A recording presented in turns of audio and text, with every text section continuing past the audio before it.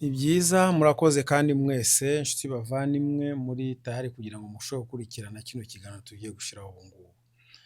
Kiraba ari ikiganiro gitandukanye n'ibindi biganiro kuko ni ikiganiro gishobora guhindura ubuzima bwawe, niyo mpamvu usaba ko abantu bose numara kumva ibi ngibi turi buvugire aha ngaha muri iki kiganiro, biraba byiza ko usangiza n'abandi ubamenyeshe nabo. Icyo nshaka kuvuga ni nayo mpamvu mvuze ngo ni ikintu gishobora guhindura ubuzima bw'abantu benshi cyane, ni ukuvuga uno munsi turi kuri Noheli. Ikindi gihe natwe tuzaba turi kuri bonane tariki ya mbere y'ukwezi kwa mbere 2026 2026. Ariko impamvu yatumye mpitamo kuvuga kuri kino kiganiro cyangwa ibijyanye n'ino minsi mikuru, ni ukugira ngo ino minsi mikuru ishobora kutugirira umumaro. Birashoboka ko ikiganiro nk'iki ngiki wari utaracyumva habe na gatoya, ariko ndashaka nkubwire ngo ubuzima bwawe bushobora guhinduka bukaba bwiza cyane uramutse ukurikije neza ibyo turi buvuge muri iki kiganiro, kandi ukabisangizaho n'abandi ukabamenyesha nabo uko ibintu bimeze. Icyo nshaka kuvuga cyane cyane ni ku bijyanye n'imipango, gupanga ubuzima cyangwa icyo mu cyongereza bakunze kuvuga ngo New Year Resolution. New Year Resolution abantu benshi cyane, abazungu benshi cyane, iyo bageze mu bihe nk'ibi ngibi batangira gukora icyo bita New Year Resolution. Nimba tuvuze New Year Resolution bisobanura iki? Bisobanura imipango y'umwaka uzaza, gutangira gutegura umwaka uzaza ufite gahunda zimeze gute. Ahanini ugomba kubanza kureba umwaka ushize, ibibazo wagize mu mwaka ushize. Ese umwaka ushize wagize ibibazo bimeze gute? Za failure cyangwa ibintu wagiye ukora bitameze neza, ugomba kubishyira kuri list. Simvuze ngo ibitameze neza gusa wenda mu kuvuga cyangwa n'ibintu byose, mbese haba mu kuvuga, haba mu mibanire y'abandi, haba mu bintu by'ubukungu, haba mu bintu by'ubuzima bwawe. Ushobora kureba ese ikintu cyagenze nabi ni icyahe, ikintu cyagenze neza ni icyahe, kugira ngo ushobore kugiha imbaraga, ushobore gukora ibintu byiza cyane, ndebe ko nabihindura niba bishoboka cyangwa shakisha ukuntu nabihindura. Niyo mpamvu twashatse kuvuga ku kintu bita New Year Resolution. Ubundi kuri za bonane cyangwa iminsi mikuru, abantu benshi uko bakunze kubigenza ni gute?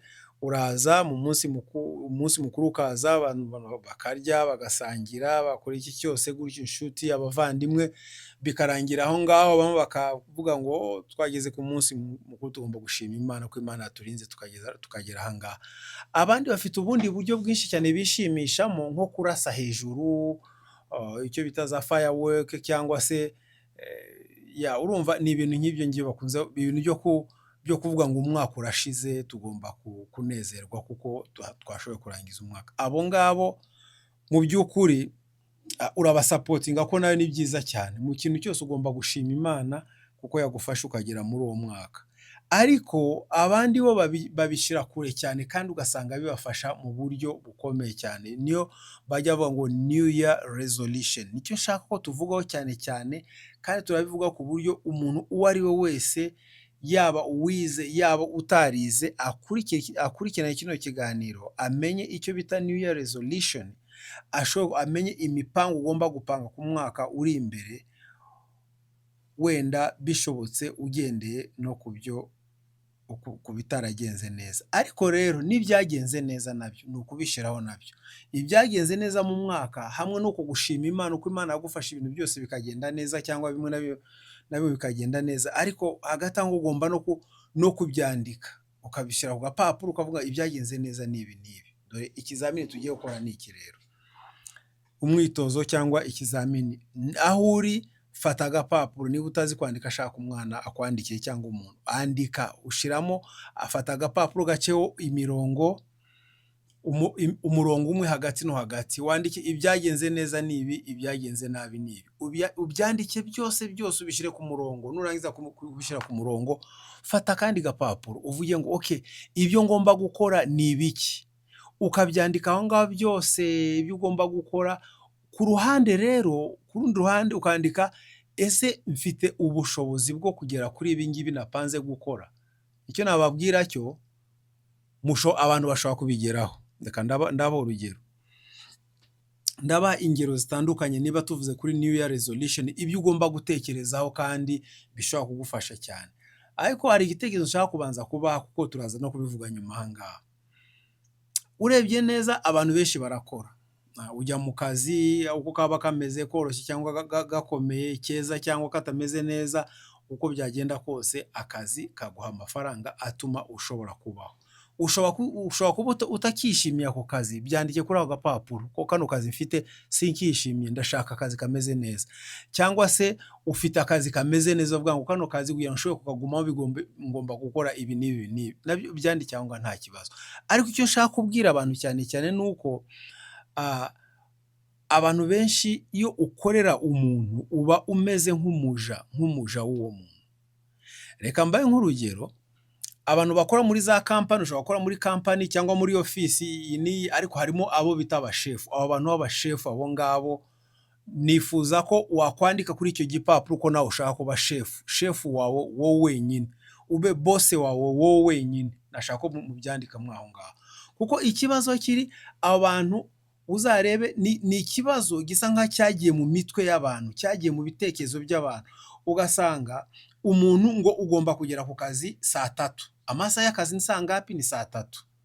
Ni ukuvuga uramutse ukererewe gato saa 3, icya mbere, igihano cya mbere ni uko udahembwa. Icya kabiri ni uko shefu akubwira nabi, wowe uri umukozi mubi, gutya no gutya, amagambo menshi. Ukaza kuva mu kazi nimugoroba umutwe wawe utaye, mbese umeze nk'umuntu ufite ikibazo, ugatangira gutekereza ese kano kazi ndimo bakanyirukanyeho byagenda gute? Urumva ibitekerezo bikajya kure. Ariko icyo nshaka kubwira, niba mvuze ngo iyo ukora umuntu uba uri mu mategeko ye, uba uri nk'umuja wiwe, ni ukuvuga ku yandi magambo icyo bisobanura ni iki? Ni uko uwo muntu aragutegeka akazi wata agapapuro ngo dore ko wataye agapapuro, ko wanditse n'abanga, ko wakoze ibi n'ibi, ko wakoze ibi n'ibi, ugasanga buri kanya ari kukugendagendaho cyane cyane. Nawe rero kubera ko uba wabyishizemo mu mutwe, icyo ukora ni iki? Mu gitondo ugomba gushyiramo alarme kugira ngo nzinduke kare kare, shefu wanjye atamenya, atabona uko nakerewe, cyangwa mu kazi batabona uko nakerewe, batampa amapointi, batazanyirukana. Mu mutwe ukabyishyiramo ko ugomba gukorera abandi, ugomba guhora uri munsi y'ibirenge by'abandi, mbese uyoborwa n'abandi. Ibyo niba nshaka kureba muri New Year Resolution uko abantu babyikura. Urumva iyo wageze aho ngaho, hari akazi twagiye dukora mu tuzi twinshi cyane, dufite abayobozi abo bakunda kwita ngo n'aba supervisor. Ukabona umuntu agiye mu kazi ko wagera aho ngaho akanakubonerana ngo wagomba gukora aha ngaha kandi atari akazi kawe. Urumva aho ngaho bagufata nk'ikintu bagusunika hariya, jya gukora aha ngaha, ntiwakoze neza, uno munsi wakerewe, uno munsi wakoze gutya na gutya. Ugasanga ari ikibazo mu by'ukuri gisa nkaho ari ikibazo gikomeye, n'ubundi ni ikibazo gikomeye. Ariko nawe ukumva ikibazo nshaka kuvuga ku umuntu ku giti cye, ibyo abantu bagomba kureka cyangwa bagomba gutekerezaho cyane cyane. Icya mbere abantu bagomba gutekereza ni uko wowe wenyine utekereza ko ugomba gukora ako kazi, ariko byaba uko ugomba gutekereza ku kazi kawe bikaba ibindi. Reka dufate nk'urugero, ushobora kuzinduka mu kazi ujya utangira saa 2, saa 1:45 ukaba urahageze, ariko wavuga ngo wikore nawe akazi kawe ugasanga utangiye kuba umunebwe. Ese cyangwa reka dufate nk'urugero ufatika, ndashaka wenda gufungura iduka cyangwa kugurisha ibyo kurya cyangwa gukora ibiki n'ibiki, resitora, ibintu nk'ibyo. Ariko muri wowe ukishyiramo ngo ibyo bintu sinabishobora, sinshobora kubikora, ni ibintu bigoye, ni ibintu bisaba kwandika, ni ibintu bisaba gukora ibiki n'ibiki gutyo. Ugasanga kuri wowe utekereza uko ibyo bintu bigoye cyane ntago wabikora, ariko ukazinduka mu gitondo ujya kubikorera abandi kandi nawe ushobora kubikora. Abantu benshi hari icyo bita ngo ni optimist cyangwa pessimist. Ni ukuvuga ibintu byose ukabona nkaho mu by'ukuri nta n'icyo washobora, ibintu byose ubibona hasi, ukabona nkaho wakomeza gukora abandi. Ibyo nibyo bita pessimist. Pessimist ni wa wundi uko babisobanura neza, ni wa muntu ufata nk'ikirahuri kuzamo amazi agakomeza kuzura, amazi akameneka hasi, akavuga ngo hoya ntago aruzura, ukomeza usukemo. ikijerekani cyose cya litiro 20 kikarangira mu gikombe kimwe. Ngira ngo abo nibo bita aba pessimist, ni abantu bari aho ngaho ibintu byose babona uko atari byo, bitaragera igihe kitaragera cyo kubikora, babona uko ibintu byose bitashoboka gukorwa, babona uko bagomba gutegereza ko ibintu byose bitameze neza. Ariko optimist, abo bita aba optimist, ufata ikirahuri ukagishyiramo amazi kikigera hagati ngo ushatse warikira ngo ndabona cyuzuye. Abo ngabo nibo baguha icyo bita motivation, kuvuga abo ngabo baragufasha ku buryo iyo uri gupanga ibintu, umuntu nk'uwo ngo arakubwira ngo ibintu byose uri gukora byose biragenda neza, komeza wihangane ubishyiremo ingufu, biragenda neza. Icyo nshaka kubabwira ni kimwe, ni uko iyo ukoze umushinga ushobora gutsindwa, ariko bishobora kutagenda neza, ariko ugakomeza gupushinga, ugakomeza kubikora. Icyo ndi kuvuga ubu ngubu ni uko muri no New Year Resolution, ndabishyiramo ibice bingahe muri kino kiganiro kugira ngo abantu bashobore kubyumva neza. Muri ino New Year Resolution, wange kuba umuja w'abandi, wange gukorera abandi, wange kugenda ku mategeko ya supervisor, ahubwo noneho aba ari wowe utanga amategeko, aba ari wowe uvuga ngo ndabona ibintu bigomba kugenda gutya na gutya, utabikora ari gutya, nawe ujye mu mwanya w'umushefu, umuntu w'umuyobozi, kandi wiyoborere ibintu byawe. Kandi ikintu mbabwiye, ntimuvuge ngo ibi ntabwo byashoboka, sinshobora kubikora. Ushobora kubikora, wabikora neza neza.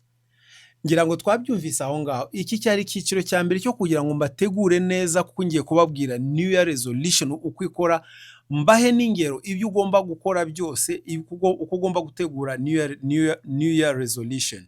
Ariko uko mwabyumvise aha ngaha, kwikora ni ikintu cya mbere. Kuba boss wawe wenyine ni ikintu cya mbere. Nta mpamvu yo kugenda uri kurira, uri kwivuga ngo cyane cyane abantu bagenda mu kazi masaha 10 za nijoro ngo kugira ngo bagere ku kazi kare, ukumva kubyuka biragoye, ariko simbabwiye ngo mube abanebwe, hoya. Sindi kuvuga ngo abantu bagomba kuba abanebwe, hoya. Ni ngombwa ko abantu bagomba kuva mu gukorera abandi, nabo batangire bikorera, bakoresha abandi. At least ibyo ngibyo nibyo byiza cyane.